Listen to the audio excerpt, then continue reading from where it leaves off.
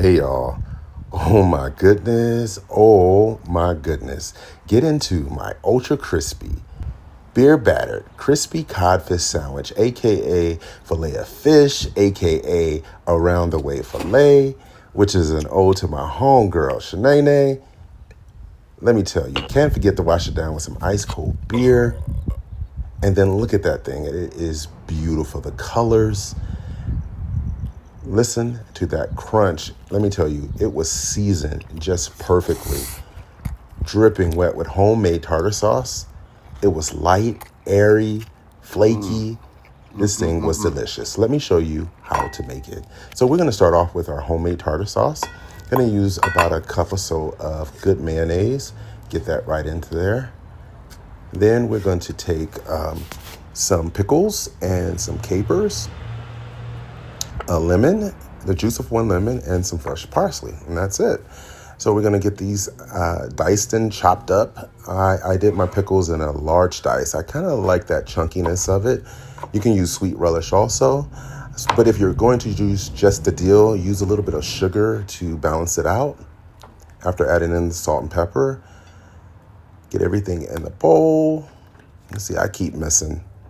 And then we're going to take the juice of one whole lemon.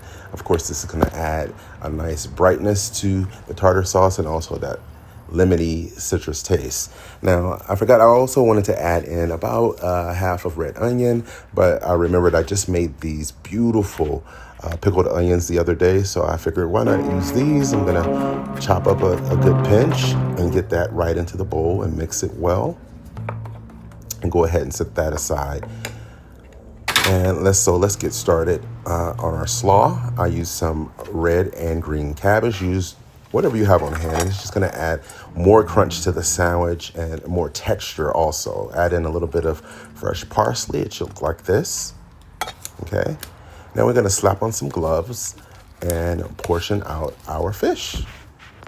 So I picked up this beautiful fresh Alaskan cod from the market the other day, and let's portion these out. I'm going to cover just over the bun. It should look like that, nice and even. I'm going to season these generously with some kosher salt and a little bit of pepper. And now let's get started working on our beer batter. Let's start with the dry. I'm going to go in with about a cup of all-purpose flour right into the bowl.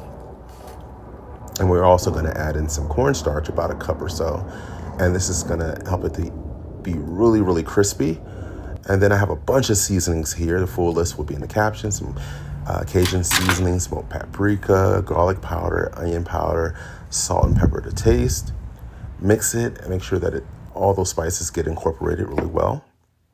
Now you can use any beer that you have on hand and get this popped open and crack open one egg. And then we're going to start adding in our beer. Like I said, you can add sparkling water also if you don't drink or have it on hand. Those hops just gives it an extra deeper flavor than just sparkling water. So the consistency should be like this. And so we're also going to heat up some 350-degree oil. Okay, and then we're going to drop the fish into the batter. Get it nice and coated all around. Wade off the excess. Now, we're also going to wade it into the oil here, just like so, back and forth before dropping it, because otherwise it'll just sink to the bottom and stick. So we're going to fry it for about 3 to 4 minutes on each side. It should look like this. Look at that color. It is beautiful.